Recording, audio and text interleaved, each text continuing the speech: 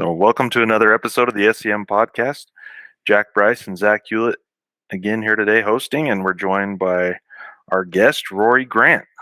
Rory, still good to see you, man. It's good to see you both, and hopefully good to kind of reconnect with everyone out there that's listening. So it's good to be here. Absolutely. Where are you calling in from? So I'm in Dundee, Dundee, Scotland. So I'm actually sitting in the church this evening. To be honest, I quite like coming to church, and it's just easier to concentrate, and there's not all the noise in the background. So I'm in the Bingham Chapel this evening. So how about that? Oh, love the Bingham Chapel. I think this is the first call we've had with somebody in Scotland. Is that right, Zach? Yeah, I think you're right. There we are. Awesome. You're kind of a twofold though, because you're a former missionary as well as now a current resident. So you're a unique one to our cause here. So good. Yep, love it. Wonderful. All right, Rory, I think you're familiar with our format, but we talk about how you ended up on a mission going to Scotland, then we'll skip over and visit with what you've been up to since, and then we'll go back and reminisce a little bit. So if you want to start us out with how you ended up in Scotland. Sure. I was actually thinking a lot about this earlier on today. And I suppose growing up, it was never a question of whether I was going on a mission. I was always prepared and knew I was going on a mission. I always just felt and just kind of knew deep down inside it was what was really expected, but I knew more importantly I knew it was what God expected of me. So it was something I was always going to do. But I was actually laughing to myself thinking about this because I'm quite stubborn at times, and although I'd made the decision to go, sometimes we'll maybe be familiar. People will say, "Oh, so when are you going?" And the more people ask me, I was a bit stubborn, and I kind of dug my heels in a little bit. So I went slightly later, just because I wanted to feel I was doing it, I guess, in my own. I wasn't being forced to do it. So it wasn't not that I went terribly late. My birthday, I turned 19 in the November, and I left in the April. So it wasn't all that long, but I was just looking back. I could have went earlier. It was just my stupidity and stubbornness that prevented me going earlier. But so that was how I came to kind of go. And interestingly enough, I don't know, sometimes you'll speak to people from the UK, from England, and they'll maybe tell you when they get the call to go to Scotland, they were sort of bitterly disappointed. I'll be honest, I was thrilled to go to Scotland. I'd never been to Scotland prior to my mission. So I was pretty happy, pretty excited to come to Scotland.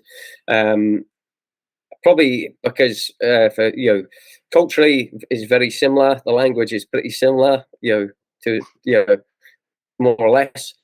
And just got. That's how I kind of that's how I kind of came to be here. So. Okay, and you were leaving from Isle of Wight, right? From the Isle of Wight, yeah. So down in England, so part of the London. I was going to say London South, but now it's just the London Mission. Interesting. Great. All right, so that was April-ish. Let's go 2 years later.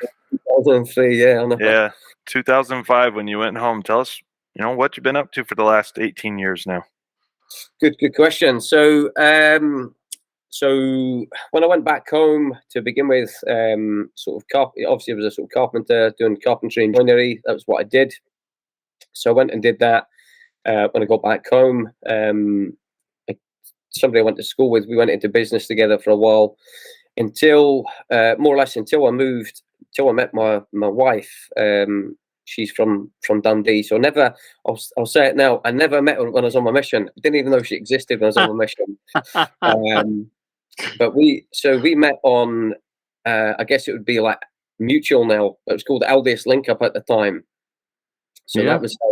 that was how we met, and I gave it. I had these stupid little one-liners you could use, and I just said to her, I'll be honest, I thought she looked quite, as you would say, quite cute. So I used the line, "Do you recognise me?" And I gave her the chat about how I'd served my mission. So that's how we got talking. So, and the rest is kind of history. So I moved up. So I quickly moved up here. I came to visit the stake president. He was the bishop in the ward at the time. So I came to visit because the initial plans, that Jill, my wife Jill, was going to move down south with me. But when I came to visit the ward, I just thought the people were far more friendly. The ward is really good. So I made the decision to move to Scotland, and it's the best. I'd say it's the best decision I've ever made. So in the last close to 20 years, since I moved up here, I continued working, but I was working just for other people, and then maybe for the last 10 years or so, still been in construction, but just been in various different management roles. And so currently now I work for a company in the UK. Just probably a lot of people won't have heard of them. It's a company called S.E.M, and they're one of the biggest house builders in the UK. And so my job has been up until now a quality manager, quality control of the houses getting built. However, just this past week, I've been offered a new position within the company. Just doing something a little bit different, just doing an auditing role for the construction activities across the country. So it'll be traveling up and down the UK. So I don't really know too much more than that. It's a new role within the company. So that's really what I've been doing. Just construction is what I like. I do sometimes miss the hands-on, the physical side of it. But from time to time, I still dabble. People will ask me to make certain things, so I do quite enjoy it when I get the opportunity. It keeps me feeling, keeps me feeling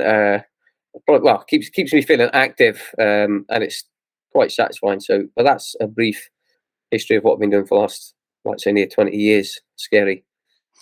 Yeah, That's amazing. That's great. So your wife from Scotland. What's her Yes. maiden name for people who might know her? So it's Jill Anderson. So her father, Keith Anderson, someone will remember, he was on the stake presidency at the time. Yeah, I used to think he was quite stern and serious when I was on my mission, but he's not all that serious. He's I saw a different side to him. I'm sure you did real quick. And any children? Yeah, so I've got three children. So they're all grown up. The oldest is 16, Libby. Got son Carlisle, who's 13, and Dixie's 12. So they're all grown up pretty fast, becoming more independent and costing more money. I hear All that. right. That's the sad reality. That's what happens. This.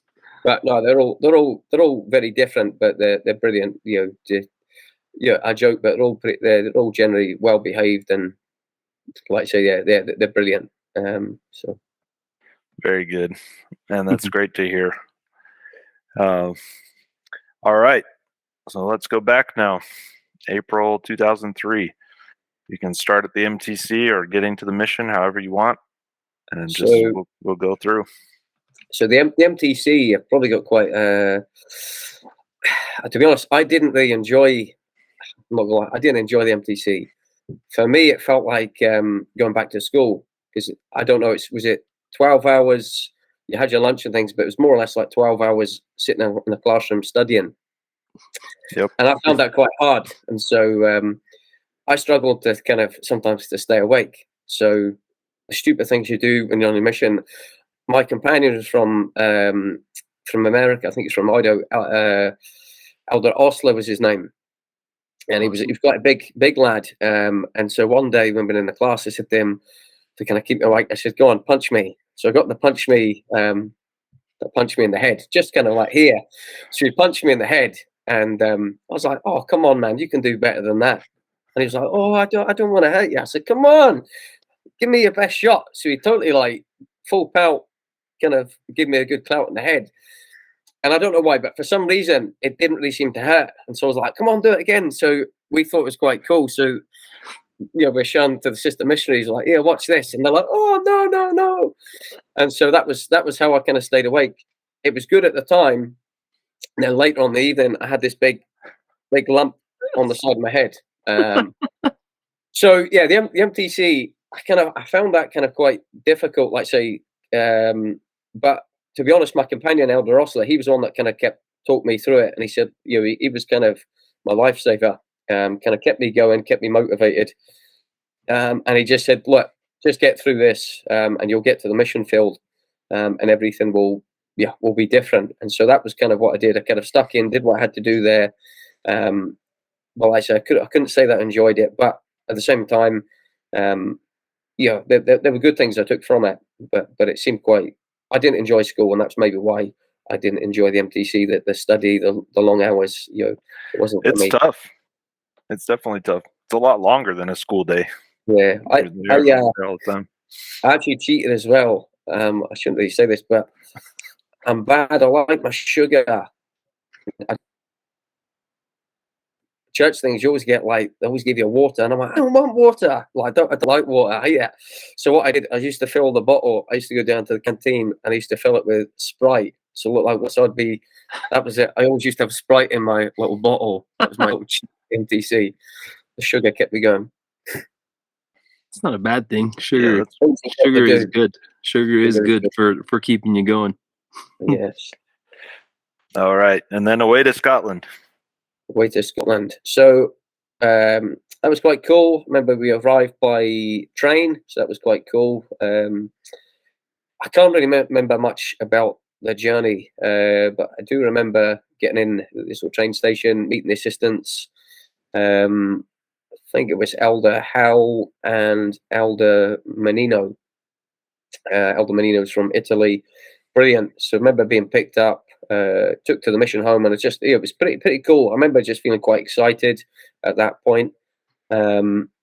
Obviously, it was President Wilkinson. He was the mission president when I first came in. I think just for that 6 weeks. And I remember being in the mission home, up in the extension of the mission home, sitting in the kind of wee room there, listening to him.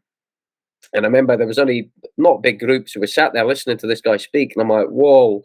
And it felt like this guy was a really good speaker, and the way listening to him, you felt like you're listening to a general authority. I'm like, whoa, this, he had quite a presence. So I remember that being quite impressed. And then obviously where you get your trainer. So it's always exciting. You're looking at all the guys there and you're saying, oh, you're always you're guessing between who you're going to get. So I got Elder Gilmore, which I think you've had on here before. So he was, he was brilliant, really, really good, really good. I can't say anything bad about him. Really good trainer. He worked very hard. He was very, had a really good sort of work ethic. So that was good. I don't know, I don't know how much do you want me to say at the beginning? Because I've got an interest in all of it. We want the interesting part of the story for sure. Right. Okay. We want to hear your side, because we heard Alex's side. This is the good bit, right? Okay. So obviously with Elder Gilmore, very fun, but like I say, very staunch, very hard working. And I probably maybe didn't appreciate that at the beginning, and that was probably more to do with where I was at. So anyway, we got to work. Quickly got to the flat, out working, kind of learning what missionary work looked like. And I remember the couple of things I remember quite distinctly. I remember one evening, we probably the first evening, went out doing some chapping, some door knocking, some chapping. And I remember kind of watching him doing the kind of door approaches and the whole kind of how you go about it. And I remember kind of watching, and I felt I sort of plucked up enough courage, and I said to him, look, I want to try it. So I kind of gave it a go, and I didn't think I did too bad. But being the good companion that he was, he gave me some what you'd call constructive feedback. Just and I look at it now, I know he was trying to help me, but I didn't perceive it like that at the time. So he told me things, kind of critiqued me on some things I did good and some things not to do. So on my next door approach, I felt I took that on board. So I felt within myself I'd done a little bit better. But then when I kind of spoke to him, it didn't seem like that. And again, I think it was more about where I was at. And it felt like whatever, just in my mind at the time, it felt like whatever I did, it wasn't quite good enough. So that was how it sort of began. I remember, I think the following day we went into Stirling town centre, and Stirling's not a very big place, a little town centre. and we were doing some street contacting, some GQing. So he told me about sort of, again, how it works. And I remember stood there and all these people seemed to be kind of walking by, and I'm trying to stop these people and nobody really seemed to be too interested. And in my mind, I'm saying to myself, what am I doing? What am I doing? Why, what was I doing there? And in my mind, I was saying to myself, look, I know the church is true, but I don't know a whole bunch about it. How can I, in my mind, I was saying, how can I possibly tell people about things I don't really know too much about? And that was sort of playing over and over in my mind. And I didn't have a very successful GQ experience, that first experience. We went to, and I can picture, I can't think of the name of where we went to, but I distinctly remember we got on the bus and we went to do some chapping. And I remember we were sort of busy chapping and we were walking in between. And I said to Elder Gilmore, I just said to him, look, man, dude, I want to go home. And he's like, what? I said, no, I want to go home. I was like, I'm completely wasting my time. I don't want to do this. This is not what I signed up for. And we had this little sort of conversation, and I can't remember exactly what we said, but eventually we got back on the bus. It must have been enough of a conversation. We got back on the bus and we went back to our flat in Stirling. And in those days, I was saying, we didn't even have mobile phones. Although there were mobile phones, missionaries, we didn't have mobiles at that point. We still had the old landline. Wow. So we had to go back to the flat to use the phone for me to phone the mission president, President Wilkinson. And I remember phoning him and telling him, giving my sob story, that this was really hard and I didn't want to be there. Now, I don't know how long I was on the phone to President Wilkinson, but it was a considerable amount of time, probably a good hour. And I always remember, during the course of the conversation, there were two things that he made me promise. Or essentially what he made me promise is that I'd give it 2 more days. That's what he asked of me, that I would give it another couple of days. And so, to my word, got off the call, spoke to Elder Gilmore, and we kind of got back on with things. And to my word, I gave it those 2 days. I gave it those 2 days, as I said I would. But to me, in those 2 days, everything seemed to get so much harder. And so, and to the point that we came back in the evening, and I said to Elder Gilmore, I said, right, that's me, I'm done. And I started getting my things together. He's like, dude, what are you doing? I'm like, no, I'm going. And he's like, no. He's like, you can't go. Because that following day, we had like a busy day of appointments. We pulled out the sort of diary, the calendar. He's like, look, we've got a busy day tomorrow. He's like, you can't go tomorrow. He's like, if you want to go after that, man, I don't care. He said, but tomorrow you need to be here.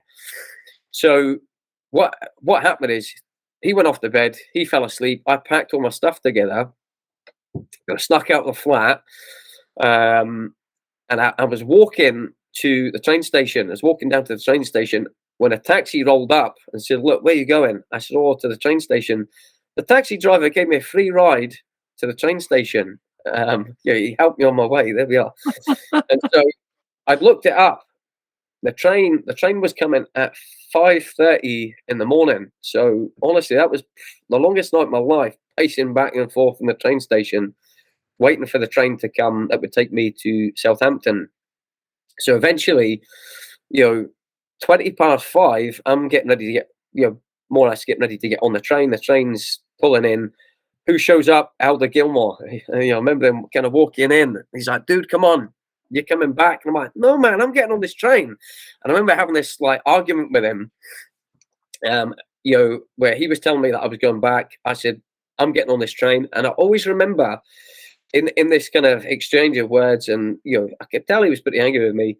But I always remember he said to me, dude, you're making the biggest mistake of your life. And at the time I thought, what does this guy know? All I was interested in at that time was getting on the train. And, just stupid little things. I was in like normal clothes, as we call them, civilian clothes, and it felt good. Yeah. So I got on the train, much to his dismay, got on the train, and I was heading to Southampton. So it's about an 8-hour train ride. And so, I was in normal clothes. Mission rules at the time, we weren't allowed to drink Coke or Iron Brew. So I was drinking a Coke. I'm like, oh, this is good. This is good. All the stupid things you miss. And I thought things were good. But the one thing that really impressed upon me on that journey that I'd never really realised until that point was, like I say, I had that sort of 8 hours to kind of think about over and over again. And I realised for the first time ever that regardless of what choices I made or what I did with my life from there, the one thing I was never getting away from, the one fact that I was never getting away from, was that I would always know the church was true. It was something I couldn't get away from. But I realised then it was a choice. It was all about choice of kind of what I did with that. So I remember that kind of being impressed upon my mind. So I got back home. I'd phoned my brother up to say that I was coming home. So when I got off the ferry, my car was there. I'd got the keys. I drove my car home, and again, it felt good. It all felt, it seemed good at the time. So I remember getting home, and I kind of let myself, because I had my keys were there. So I let myself in, and there was my family. When I opened the door, there were my family, and it was a weird experience because I could tell there was a bit of them that were sort of pleased to see me, but at the same time, it felt weird because I guess they probably, they never expected me to be home. So it was kind of weird, but I remember that anyway. And I remember speaking to my mum. I've always gotten well with my mum. And I remember speaking to mum sort of later on, and she said that my bishop wanted to come and meet with me, and he was going to come to the house to see me instead of me sort of going to the church to see him. And I said, right, okay. So that evening, my bishop came round to see me. But when I look at it, I think, although he came as my bishop, I think he was as much coming as my friend. He had been, when I grew up through the church, he'd been like my young men's president. He'd done sort of everything with us as we grew up.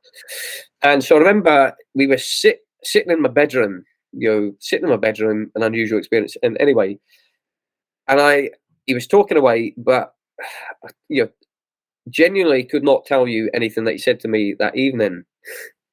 And I remember kind of sitting there, not really listening, not really paying attention, but just going through the motions. And I'd never had an experience like this before.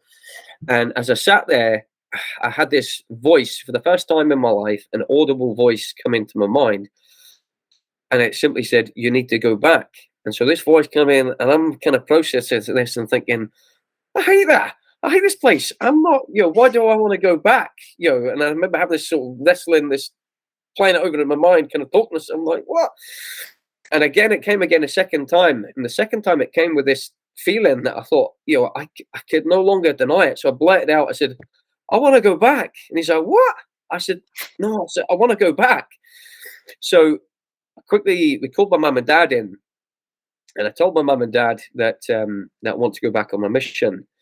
So Wilkinson, and he was absolutely brilliant. Couldn't have been nicer. Just so accommodating, so pleased that I want to go back. And I said, well, absolutely. So all the other missionaries probably hated me at that point because I'd moved, because I'd left. They all would have been shifted about, the emergency moves, and there's me coming back again. So I'm just causing havoc. So we jumped in the car. As soon as my bishop left, we kind of, very quickly got my stuff together. To be honest, I hadn't even unpacked my stuff. It was still in the suitcase. So my mum and dad took me. We jumped in the car, caught the ferry, and we drove through the night back up to Scotland. So we arrived. I think we arrived back in Scotland, in Stirling, about 6 a.m. And so that was it. I'd kind of quickly said goodbye to my mum and dad. I'm very grateful that they were, just like with no notice, they were prepared to do that. I think my dad had to go to work the following day as well. So credit to him, a real hero. So, but I remember when I got back to the flat, I remember going into the room just on my own. And I remember just kind of getting on my knees and praying. And I remember that basically when I kind of prayed, I kind of just poured my heart out to God. And I told him, I was honest with him, I said that up until that point in my mission, I'd really struggled and I've really found it difficult. But I made him a promise. I made him a pledge that over those next 2 years that I was going to be a good missionary, that I was going to give it everything I had to being a good, successful missionary. And I just simply asked in the moments and times where I lacked something that he would give me that which I needed, but I was going to give it everything I had.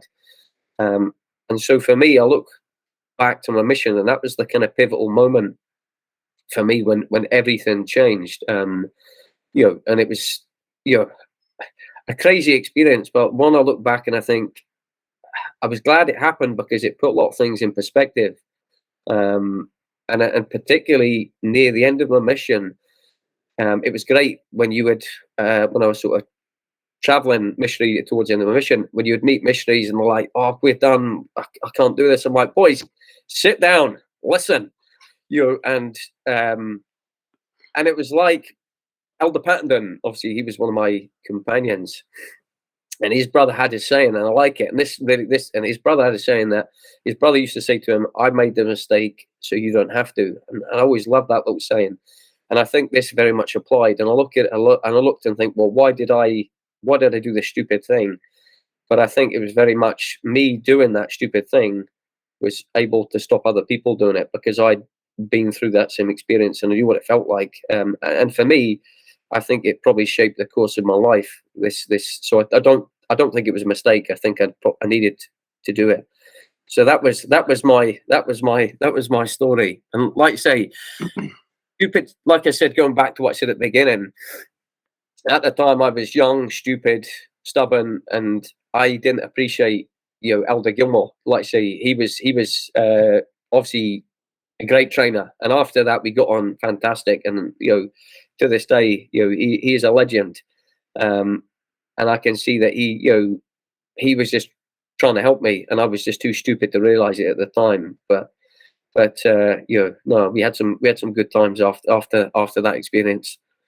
That's good. Can you verify that Alec did punch you in the face? Yes, that was his recollection. Yeah, I thought that, but I didn't want to. I've always said that to like people, but I thought I didn't want to think. But I was pretty sure, because like there's a lot going on. He did. He was pretty angry, And to be fair, I don't blame him. Because I think I'd probably do something similar if it was if it was the other way around. So I thought maybe that was going to be a theme throughout this. Your companion, the MTC, punching you in the head, and so no.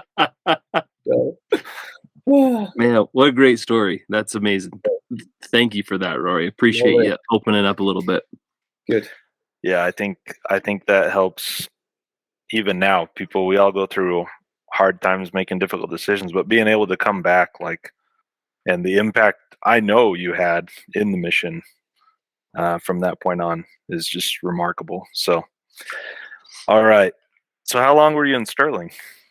So I was in Stirling, trying to think, I should know this. I think I was there for about 4.5 months. So I was there with, obviously, Gilmore was my trainer, Alec Gilmore. And then when he left, it was Josh McNee. He came in. So he was, he was good. I'm laughing because, I can say this, got to be honest. When he came, he was a great lad, fellow Englishman, good lad. But when he came, he was looking a little bit. He was looking a bit scruffy, right? I'm not going to beat about the bush. He was looking a bit scruffy. He needed a good haircut, and so I always remember I said, "Look, I'll give you a haircut." And I'd been to the barbers, and they do that cool trick with a comb. Where they had the comb and then they shave it, and I'm like, I can do that. And I remember trying to give him a haircut, and I tried it, and I put a big bald patch on the back of his head. So he'll regret getting me to cut his hair. He was good. We had some good times together. So I think I was there, if I can remember, about 4.5 months in Stirling. Okay, that was good. And then where? So then I went to Galashiels. So when I went to Galashiels, I used to made the joke to other missionaries. I said, "Oof, President must really trust me now. Put me on the border with a car." So that was, but Galashiels is brilliant in the Hoyk branch, and I was there with Elder Ames. So we had some good fun together there. Yeah, and Quite the pedigree so far. Yeah, no kidding. Carry on. Carry on. So after Gala Shields, I went to Glenrothes. So it was me and Elder Leonard, Mark Leonard. So we whitewashed into Glenrothes. So that was kind of a new experience for us. Went there with pretty much nothing, starting from scratch. But that was cool. And I know Tom spoke a little bit about Glenrothes, about some of our home improvements that we did to the house we lived in. Yeah. That was the last time I saw you, was when I finished up my mission in Glenrothes, and you just stopped by. Just that's wanted right. to That's see where right. we lived. That's right. If we were still there. Memory lane. Yeah, no, that was good. We had some good experiences on that street. So, so after Mark came Tom. So Tom was brilliant. I can't say enough good about Tom. Tom was just a real, just a gentle giant. It was just a sort of pleasure to be around. Just nothing was ever a problem. As I think I watched when Tom was on, and I kind of vouched that. I can't, we never fell out in the whole time, and it was just an absolute blast. I think he said that as well. We had, hopefully, I was trying to show him the balance that you could work hard, but you could still have a lot of fun. So yeah, those were good times, and even. When I was listening to Tom, you forget things, and he was talking about when I was making a wee window in the living room. I couldn't even remember, and when he was talking about, I'm like, I do remember that, but just all these random things you do.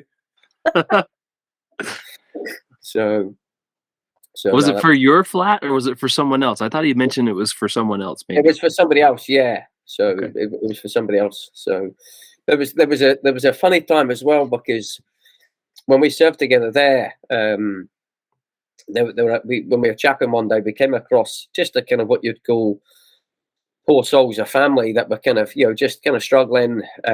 Just things obviously made quite difficult, and they didn't really seem to have a lot. So when we went back to the flat, I said to Tom, I said, "You what?" I said, "Come on, I'm going to give them some money." I was going to give them some money and buy them some things. And he's like, No. He said, "Don't be stupid. Don't do that." He thought I was being too soft, being too gullible, and maybe I was. So I was like, right, okay, listen. And then it's like role reversal. So I said, right, no, I'm not doing it. And then Tom decided that he would do it. So in the end, we did. We clubbed together with our money, and we bought these people some stuff. But you know what? I don't know. Maybe we are gullible, but it felt good anyway that we were trying to do something. But yeah, Tom, like I say, he had a great big heart. Real pleasure serving with him. Some good memories in Glenrothes. And we had I always remember the sisters. The sisters were over in Kirkcaldy as well. They stayed in the posh. They had it was Sister McConkey and Sister McGowan. They stayed in like Kirkcaldy. Their flat was dead posh. And the only reason we realised that is because we had to go. I think it was maybe it was before. I think it was Sister James was maybe with Sister McConkey before, and we'd been over there to give them a blessing, and we got to see the flat. We're like, whoa, they were like living like kings, and we were slumming it in our place. But no, it was good experiences. So from there, I went to Glasgow. So in Glasgow, I served with Chris Pattenden.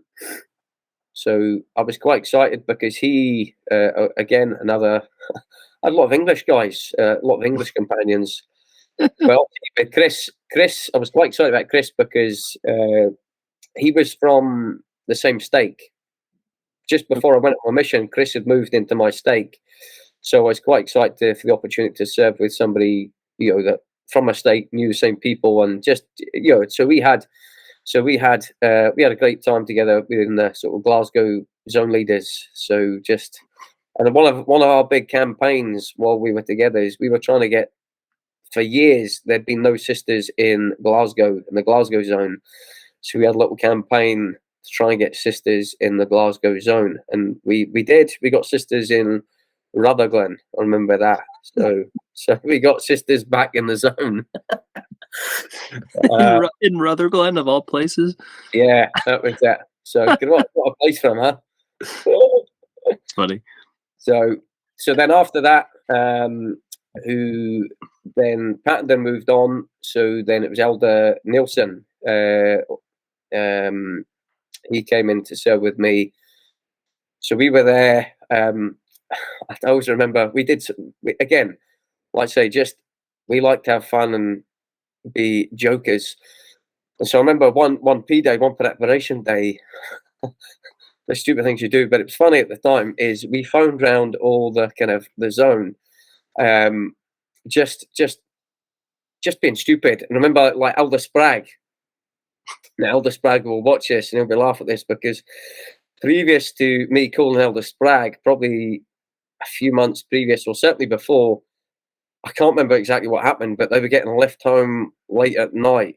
I think it's a mum and a daughter had given them a lift home. And anyway, I think they got in trouble. President gave him a talking to, and President, his usual line that he's got the plane ticket ready and all that, President Vriens. And so I remember phoning Elder Spragg. I'm like, Elder Spragg. He's like, what the heck have you done? He's like, no, I've not done anything. I was like, man, President is ticked, man. He's raging, and he's rightly so saying, look, Elder Grant, I've not done anything. I'm like, look, I wouldn't have phoned President. I'd give him some time. So that was what we did to Elder Spragg. And then Elder McAndrews. I'm trying to remember. There was some conflict going on in, would it have been Dumbarton? would it have been Afghanistan or Iraq? Anyway, there was some there's conflict going on. And so we phoned Elder McAndrews and said, because of what was happening, he said that missions were getting reduced to 18 months because the American missionaries were getting called up.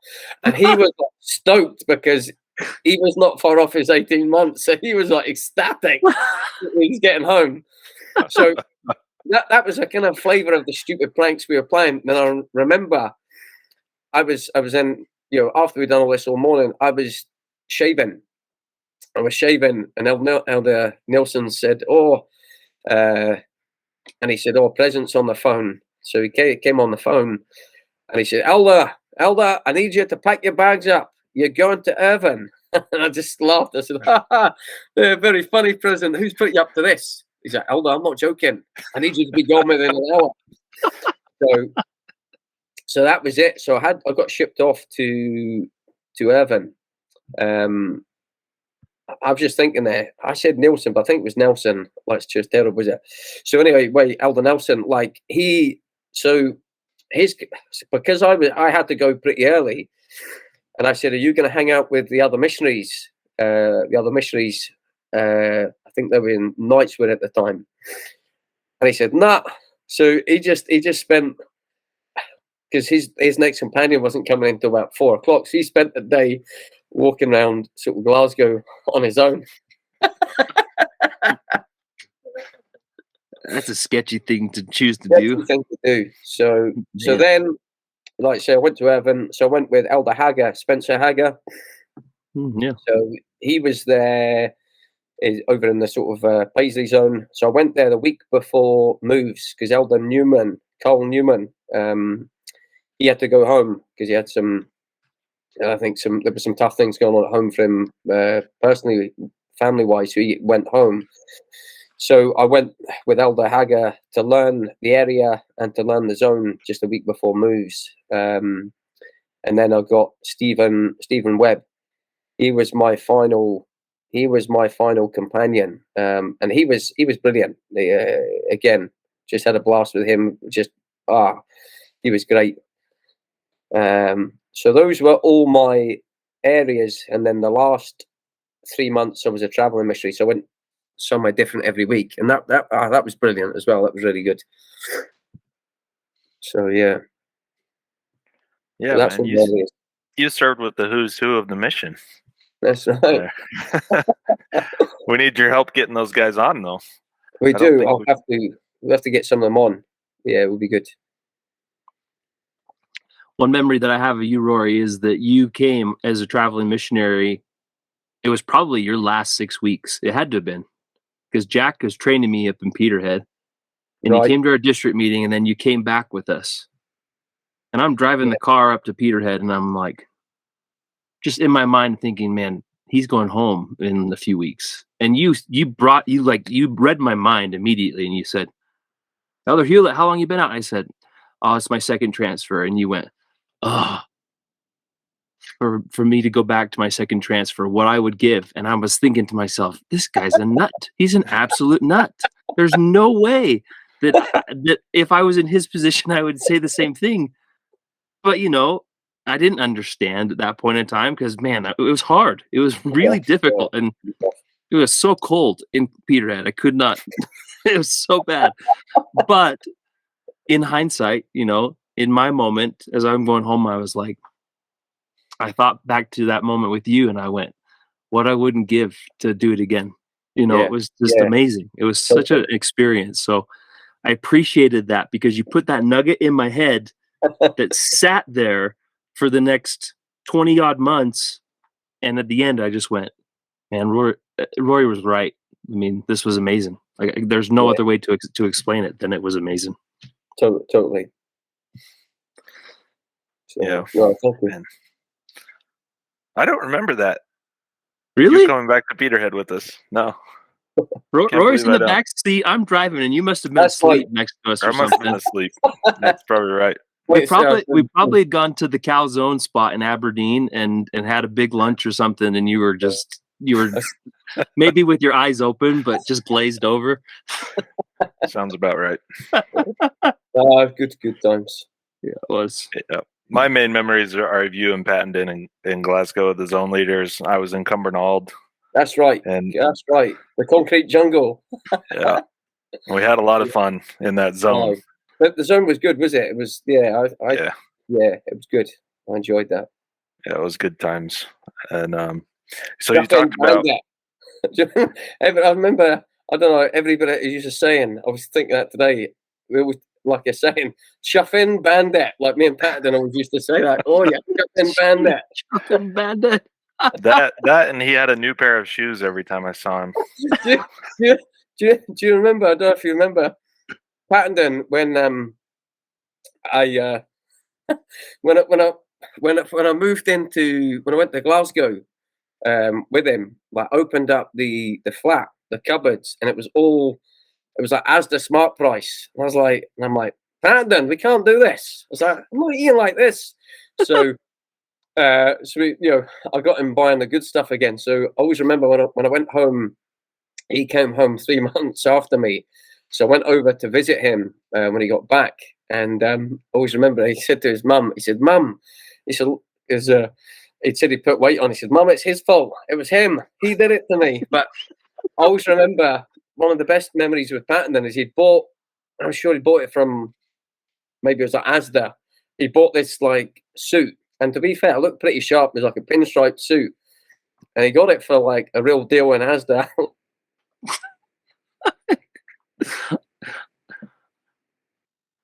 But the business, but I always remember, I think it was at Zone Comp, him fix his trousers up. So, but Pattenden was a good lad. It's good. Yeah. So you talked about, your interaction with President Wilkinson there in your first few weeks. Yeah. Most of the time you were with President Vriens, Sister Vriens. Yes. What memories do you have of them? To be fair, they were great. Just always remember President Vriens. He just had, I always remember when I first saw him, huge hands. His hands were like, he used to hang them over, and you're like, man, this guy's hands are like shovels. Big hands. But he was brilliant. Like we spoke about, Gentle Giant. He was just brilliant, and I loved just the opportunities you got to spend with him, talk one-on-one with him, and he was just, brilliant.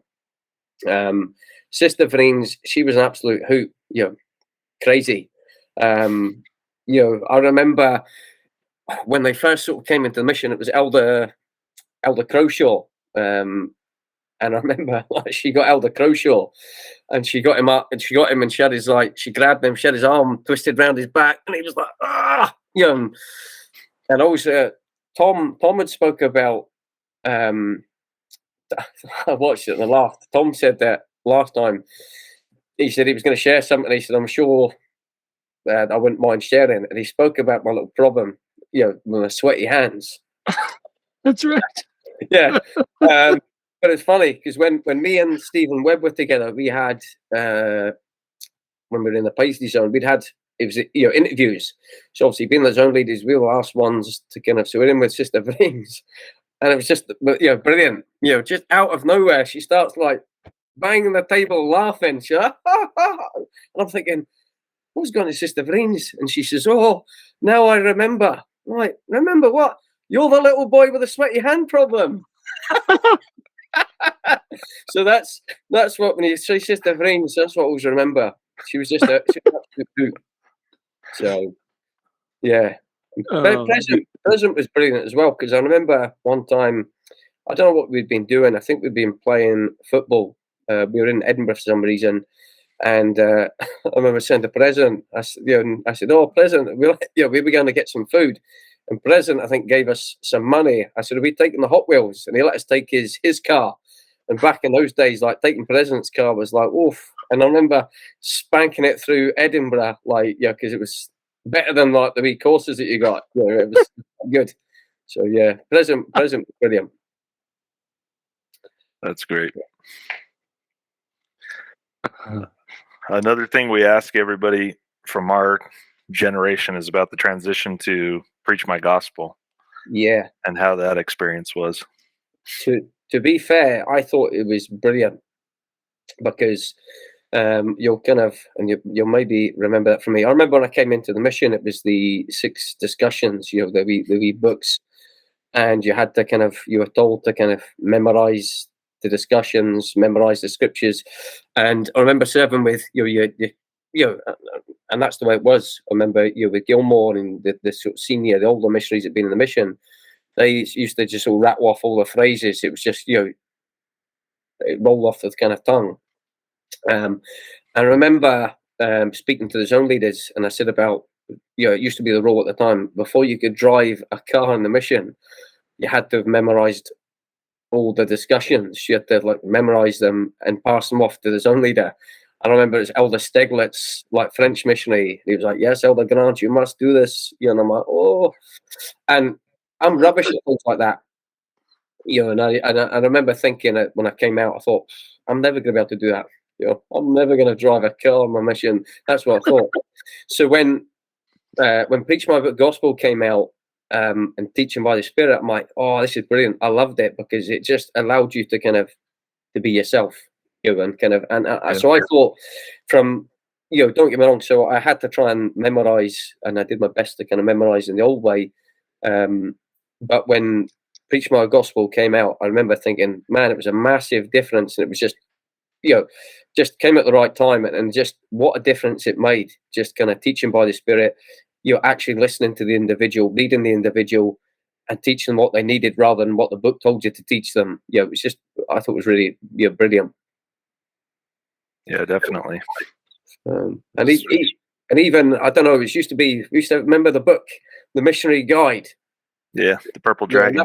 That was one of the big things I spoke about a lot at the end when I sort of travelled around, is I tried to say, because a lot of missionaries, I felt like when they came on the mission, they tried to be like the missionary from the Missionary Guide, this straight, focused, obedient missionary. And whereas I tried to at the end, I tried to instill into the missionaries I spoke with about being yourself, being your best self. If you've got gifts, talents, if you've got a good sense of humor or whatever it is, then use that, because that was why God made you that particular way. If we were all that sort of robotic missionary from the Missionary Guide, it could have sent us anywhere. It wouldn't matter where we went. So yeah, I really enjoyed Preaching My Gospel, and I thought it was good. Yeah. I think actually I think I got the first chapter before I moved to the Glasgow zone, but then I think we got the book when I was there. So as a zone, diving into that and learning it, I think we all had that same feeling that this is it. This is the new, the way it should be done. So great. Well, have you, since you live in Scotland, you run into people you came across on your mission? I do. So in in Kirkcaldy, there was we taught me and Tom, we taught a lady called Pat Morley. So it's brilliant. So it's funny. I'll say this because I don't think she'll watch this, but she's brilliant. So she calls herself. So she called herself Granny Pat. That's what we call the Granny Pat. So when I moved up, so it was great. I'd see her at things like stake conference and stake activities, and every time you'd see her, she'd kind of grab hold of you, pull you in close, and just put a big smacker on your lips, and you're like, And so my wife, she would hide. She would always hide because she felt quite comfortable. But Granny Pat was brilliant.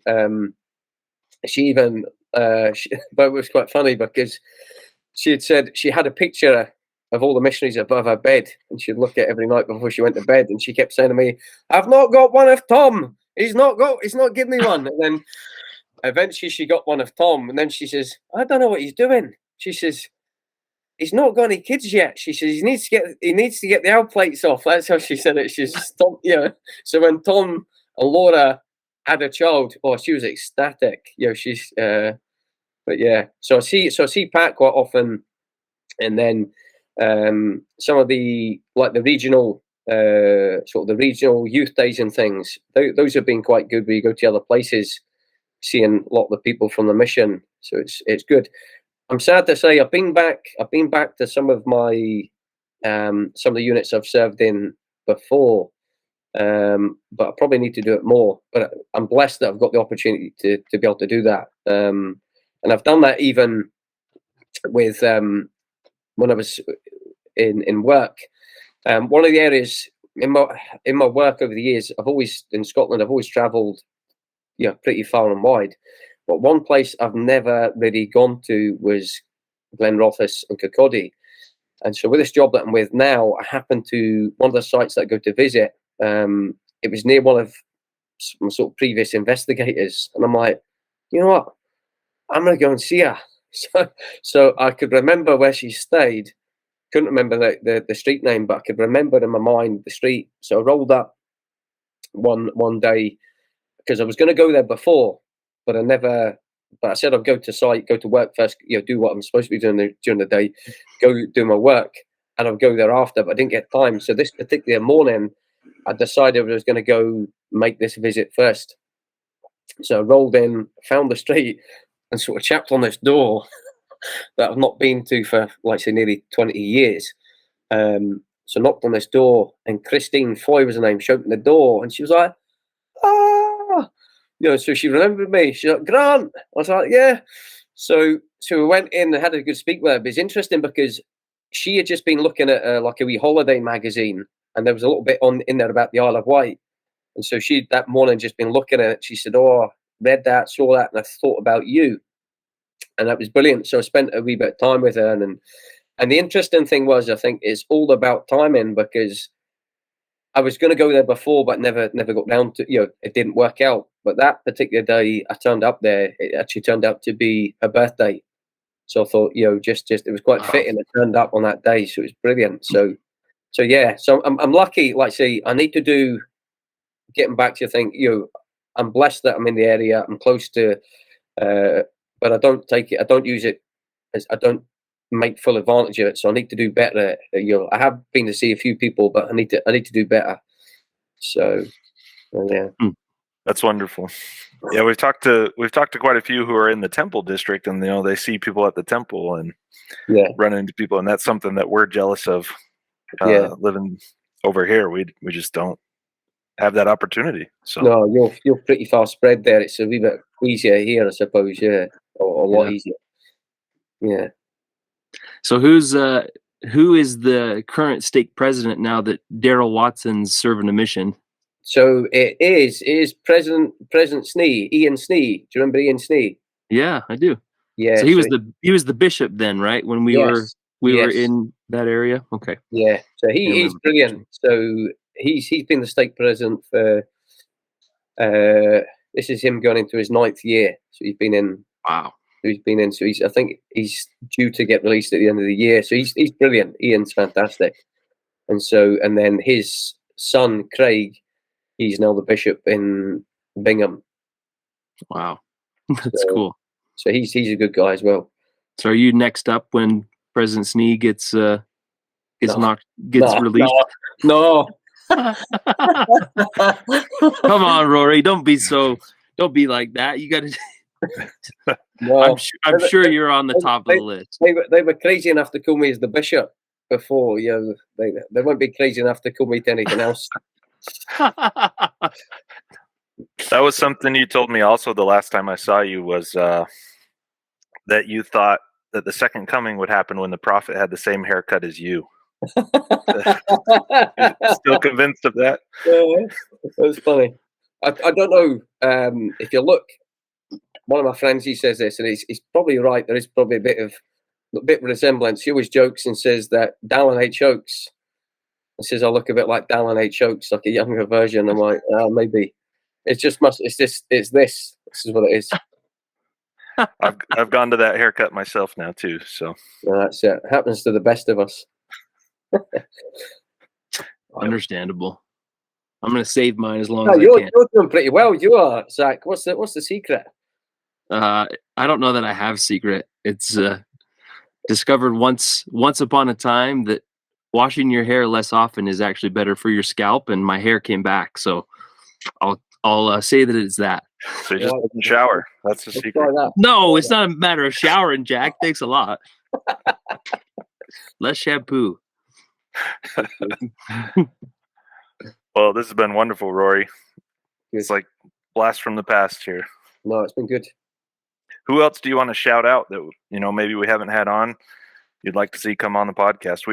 We can research them, and you can help us get them too. But I mean, I tell you, Stephen Webb, that would be one. Because to be honest, I've tried to find him, but he's a hard man to find. I can't even find any trace of him anywhere. But he was brilliant. Where's he from original? Oh, I have to go back. Arizona? I think so. Yeah, it's Arizona. Yeah, I think so. Yeah. So right. he was good. So it'd be good to hear from him. I'd like to hear from him. So yeah, if you can find anyone else, he's one we'd love to have on too, for sure. Who have you had? I know you've had Elder Bear, have you? He was brilliant. Elder Bear is going to come on again because he felt like being one of the early podcast participants. He has more to say. I talked to him on the phone not 2 days ago. And he's been listening to the podcast religiously. Funny enough, he texted me while we've been talking. He has pages of stories he wants to share, and I'm so excited to hear from him again. But yeah, no, that's good. Do you remember Elder Noble? Charles. We recorded his last week. Did ya? Yeah. You know what? He's brilliant because like I said, we all look a wee bit different. We're looking a bit older at that, but Charles, I was just totally different. Now, I saw him, obviously, I remember him from his mission, but I saw him on Facebook. I'm like, whoa, totally different guy. Just looked totally different, but he was good. I liked him. I like Charles. As we're speaking right now, his episode will be published this coming Friday. Fantastic. Oh, I look forward to that then. That would be good. Yeah. Jack and I enjoyed that one. We love Charles. He's such a character. We love him. Oh, God, totally. He was my companion there in Glen Rothes. So, and what about, I don't know, because you go, have you ever had Jeff Croshaw? Not yet. He was a real character. He would be quite entertaining, I would imagine, out of Croshaw. Is he a Utah guy or he from someone else? He's a Utah guy, yeah. Is he? Okay. Yeah. He's from the group of friends that's like, we talked to Catherine McConkie and Richard Dunn, all them. That's okay. it, yeah, for sure. Yeah, we'll track him down. It's a matter of when, not if at this point. That's it. I like that. Yeah. We need to get back in touch with Chris Pattenden too. He's one that he said he would participate, but when we first reached out, he was in the midst of a busy time. So we'll get him on the schedule, and probably in the summer months, I would imagine. I'll drop him a little message as well, just to try and push them. That's right. We like member referrals. Yes, we do. All right, Rory. Well, thank you so much for making the time for us. This has been awesome. No Truly problem. enjoyed it. No, thank you. Like I say, no, it's been great. I'm sure kind of others would have said that as well. But what the two of you do, it's pretty good. You're relentless, you're focused, and it's what you do makes a difference. It was actually Craig Sneed, like my bishop now. He'd said to me a little while ago. He said he said, "Wow," and he said to me, "Have you seen these? Wee podcasts?" He's like, "They're dead good." And a lot of people up here. I go up to Montrose. I go to Montrose. That's my kind of unit. I go to at the moment that assigned that I go to on the sort of High Council, and people up there talk about So you're doing a great job. So keep up the good work. Glad to hear it. Will you tell the people in Montrose that Elder Hewlett says hello? Because I was there. I served in that ward for 6 months of my mission, and I think I'm trying to remember who I shared it with. There's a Montrose group Facebook page that I shared the podcast with, and I'm still in touch with a lot of them. And I know that Ian Liston lives up there now from Dunfermline, and so is he the bishop now? He's the bishop now, yeah. Oh man, give that man a love from me. Like that, he's such a good man. I will mention you in my talk on Sunday. I'll mention that you say hi to them all, so they'll be stoked to hear that. I love it.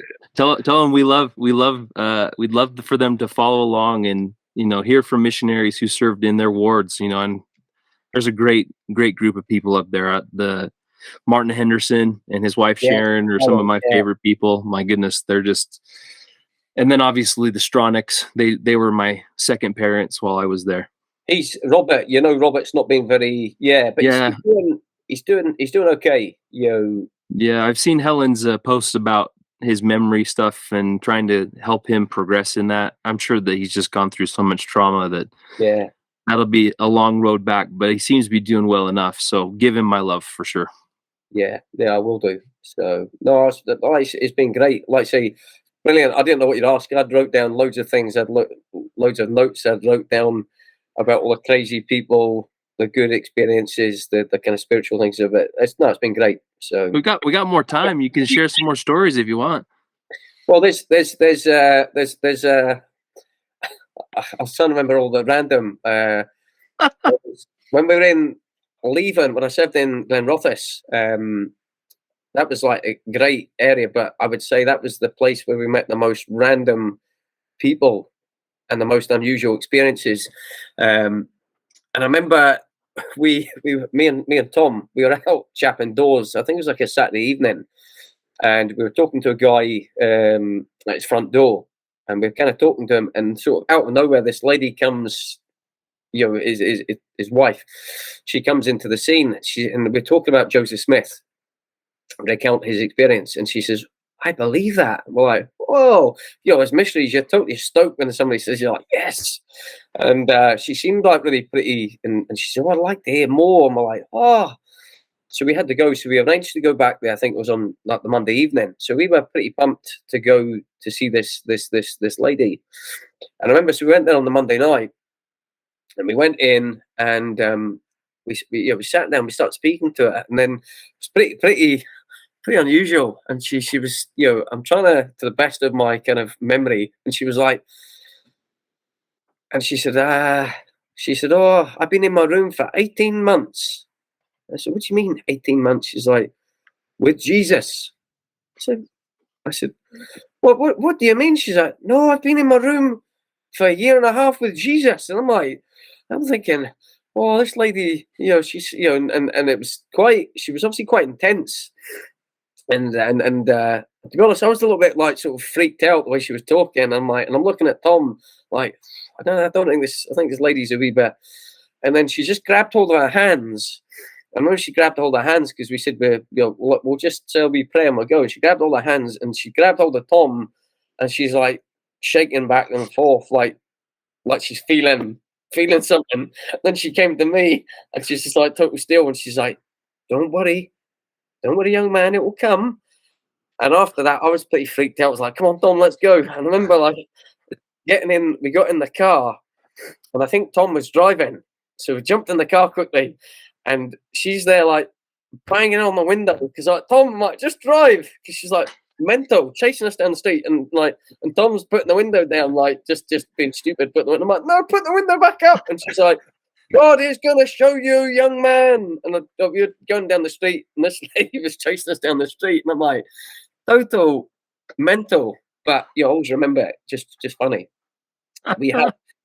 And I remember we had another, again, while I was in Glenrothes, guy called, we were at the bus station one day, and we were just waiting for the bus at the bus station, and this guy came over, and he put something in the bin, and he came by, and he like looked, and there was a bin that was closer to him, but he came to this bin sort of, in front of us, then he looked, and he was like, Elder, looking at badges. So we got quickly speaking to him. This guy called Brian, and he was sort of ex-military. So, and he was just a young guy. So we used to meet with Brian each week, a few times a week, and he seemed quite keen. And I remember we were laying in bed. This is when we had the mobile phones. We're laying in bed, and the phone goes off, and and I'm like, it's about 12:30 at night. And I'm like, hello? And he always used to call us brothers. I don't know what he called us brothers. He's like, evening, brothers. And he's like, tomorrow, when you come, could you bring me a bottle of Coke and some wine gums? I'm like, what? And that's how Brian was. He'd just randomly phone us in the middle of the night, or if it wasn't wine gums, it was like licorice, all sorts. And it was like, mental. And one time, so we used to visit with him. And then one time, it was like a Sunday early evening, we got a phone call from Brian, and he was like pretty emotional on the phone, and he's like, brothers, I need you. And we're like, whoa, what's up with him? And he's like, I'm in the hospital. And I said, well, where are you? And he said he was in the hospital in Glenrothes. And we're like, there's no hospital in Glenrothes. So we were with one of the members, and they're like, oh, there's this little place. She went there, and Brian was just kind of got in, he's sitting in the chair, just like, and there's these kind of paramedics there, and I'm like, what is going on? And they're like, Brian, we're gonna take you. We need to take you, Brian. And he says, the brothers, they're coming with me. And we're like, no, we can't come with you, Brian. And like they were taking him in the ambulance. And I said to the paramedic, I said, where are you taking them to? They're like, Stratheden. I'm like, why Stratheden? Because I obviously no idea. They're like, oh, it's a mental. Mental institution. Oh my God. And so he was adamant. So I was like, well, right, well, we're followed behind because we had a car at the time. So we followed behind. We went to this place, Stratheden. So while he was waiting to be seen, we're in this sort of lounge with all the patients, and I felt dead uncomfortable. We're sitting there, and I just felt dead awkward because when you go in these places, you're locked in. So it's I didn't like it. And then I remember when he went for his assessment, he got took through, and obviously we got invited to go with him. And when you're teaching somebody, any time when, like, normally in any other circumstance, like he's getting asked questions, and like I'm saying, when somebody says God's helped them in any other time, you're like, fantastic, like these people. And then when he's getting asked the question, he's like, don't worry, God is helping me. And you're like, and they're just looking at him like, this guy's off his tree, and then they're saying to him, he's wanting to go home, and they're like, no, we can't let you go home, Brian. He's like, I'm going with the brothers, I'm staying at their place tonight. I'm like, no, Brian, you can't stay at our place. He's like, no, I'll just keep on the couch. You won't know I'm there. I'm like, no, you can't. So we ended up being there till, we were there quite late with the phone president. We were there till about 12, and we had to give him a lift. We had to give him a lift home. Oh. But it was mental. I'll tell you one other funny story, and then I'll tell you something a bit more spiritual to finish on a better note. So when I was in Galashiels, I was with Elder Briner. So I was with Elder Briner. I forgot him. So I was in Galashiels with Elder Briner. He came in after Elder Ames, Benjamin Briner, and he was always notorious for being late. He took too long getting ready. He just took forever and a day getting ready. So that meant because he was late, I always used to have to drive a bit quicker. And he'd always moan about me driving. He said, Aldo, we can't ask for Lord's protection if we're going above the speed limit. I'm like, well, get ready quicker. You know, and we always have these stupid arguments. And I always remember one time, again, being stupid. He's like, Aldo, we can't have the Lord's protection. I was like, let down the window. I was like, what are you doing? I was like, well, I'm letting the spirit out. If, you know, I'm just being stupid, right? So anyway, one Sunday, we had Lady Cebalello that we're teaching, and she was like brilliant. I'll speak about it in a minute.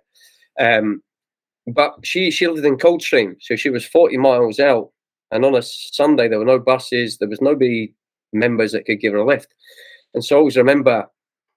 So I phoned President, and I said, President, what do we do? He said, Elders, like President, Elders, go get her, you know, go pick her up. So we jumped in the car to go pick her up on Sunday morning. And I remember, like, the car, because we weren't expecting to go to church and work local, it didn't have a lot of fuel in it. And so and there wasn't enough fuel in it. So I go to the garage, and Elder Brian is like, Aldo, we can't do this. I was like, dude, the car needs fuel. And he's like, it's something. I'm like, the car's not gonna get the coach. It's not gonna. I said, we need fuel. So we had this argument anyway. So we put the fuel in the car because there's faith, but it's not blind faith. So we put the fuel in the car because we needed it. And again, because we had to do that, and because he's slow getting ready, I was going pretty quick, and we were going down this country road, and this pheasant ran out the middle of the road, and I totally like nailed it. We were going, I think, about 85 down this country road. So when we stopped, and so we went and picked Cebalello up, like this investigator, and then when we were driving back, she's like, sees this little dead pheasant beside the road, and I'm like, didn't have the heart to say that was me that did it. But when we got to church, we looked at the front bumper. The front bumper in the car was broken; it was cracked, and there was like feathers sticking out. So that was it, and we always laugh about it. And then when I was in Glenrothes, Elder Brian phoned me up. He's like, "Dude, do you remember that time you hit that pheasant?" I was like, "Oh yeah." He's like, "How fast do you think we were going?" I said, "I don't know, about 85." And he's like, "Elder, I'm filling out the accident report form." I was like, "Dude, you can't put that down on there." I said, "The president's going to nail me." But sure enough, he did. So when we went for the interviews with the assistants, and I think when I was with Elder Leonard, they made a joke about him driving fast. And I'm like, "Oh, wait a minute. We've seen the accident report form." And I'm like, "The president says you're never driving again." But no, he was totally fine. So that was a couple of funny things. But I always remember probably one of my best experiences on mission was with this lady Cebalello, the one that we'd picked up. We had got we got her from the mission home. You know, used to get a call from the mission home, like it was like a media referral. You know, so, you know, and so we got this got the information through. So I gave her a call, and I think my right saying P days for us were Tuesday. They used to be Tuesday. They're Tuesdays, were they? They changed it. So it's Tuesday, and so I phoned her to make an appointment of when we could come out, and it's typical. She said like Tuesday 1:00. I'm like, man, this is P day. So anyway, we went with it because that was when she said. So we drove all the way out there, like 40 miles out. Chapped the door. No reply. You're thinking, great, we've just driven all this way for nothing. It was like, so we turn walking away, and we get to the end of the path, and then this little lady opens the door. She's from South Africa, so she invites us back down, and you know, she explained her story, and she said what it was. She'd moved over here from South Africa. She saw the advert on the telly for Finding Faith in Christ. You know, at the time I think it was a video, and she said she felt like she said she felt she needed it. She felt good when she saw it. She went away to get a pen to take down the number, and she said when she came back, the advertisement had gone. And so she said, but because she felt like it was something she needed, she was praying that somehow she would be able to come across it. She'd be able to find it. And she said that one day she was coming back on the bus from Coldstream, and she looked down at her feet, and there was a wee parcel on card for Finding Faith in Christ. So that was how she managed to get the number.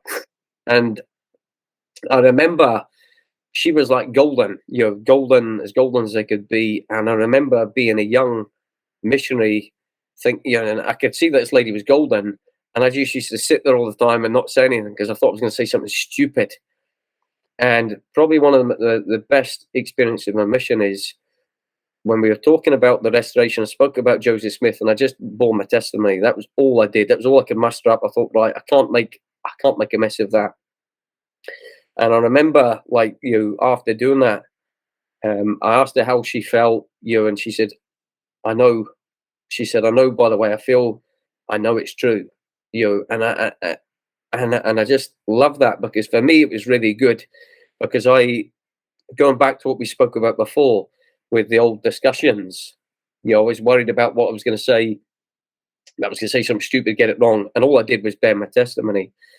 And, you could, Tangi, feel the spirit, you could see, she had tears in her eyes. And I always remember when I left, it was dead cool. She kind of threw her hands up in the air and she's like, finally, I found the people that speak my language. And I was like, and at the time I didn't really get it. I'm like, what's this lady talking about? But later on I realized what she was meaning. It wasn't that we spoke, it was like a language of the spirit. That was what she was doing. And so it was, that was probably teaching her was one of the kind of best experience of mission. So yeah, brilliant. I say that to people all the time, young youth people, and think about going on a mission. A mission is a mixed bag. You have the most random, unusual experiences, funny experiences, and the most spiritual experiences. It's like the whole package that makes it just incredible. Like you said, Zach, it's brilliant. If you would never think it at the time, especially in the beginning, you think, what am I doing? But when you've come full circle at the end, you're like, the greatest thing you've ever done. And you wouldn't trade it for anything. The experience is just fantastic. Anyway, you see that I talk a lot, so shut up. I've said enough. I mean, you've said it exactly how we feel. Like, I was walking down the street on St. Patrick's Day on Friday, and there's an Irish pub down the road, and they had the pipes and drums, and I just kind of stopped and closed my eyes and had my hand over my heart, and I was like, I know it's St. Patrick's Day and it's more of an Irish holiday, but pipes and drums all day, that takes me right back to my old home. So absolutely love it. So yeah, and we love you, Rory. You're our brother. No, absolutely. Same to you. Like, see, you know what? It's good, and I'm glad you've kind of. And my apologies. I know I was hard to kind of. I was hard to pin down, and then I don't know. It's just it works on me. I'm like, you know what? I've got to do this. Hence my message. I'm like, not because I'd watched what you're doing. I'd enjoyed listening to this many episodes, and I thought, this is good, and it's good because it brings back. Although it's, like, say, near 20 years next month that began this journey, it brings it all back. You don't forget any of it. It's good. It's been good for me thinking about it in preparation, and it's healthy, and it's like, say, it's good sharing these positive experiences, particularly now. Life can be hard at times, as you've said. I think the more things we've got like this, then the better for everyone. So again, appreciate what you're doing. Oh, thank you. Yeah, we love you, brother. Thank you for being our brother in Scotland. So and make sure you take care of Dundee for us. I'll try. But now we know where we can come and hang out when we're in town. Come to Dundee and come hang out with Rory. Absolutely, I like that. All right, brother. We love you. We'll see you soon. You too. All right. All right. Cheerio. Yeah. Bye-bye. Bye.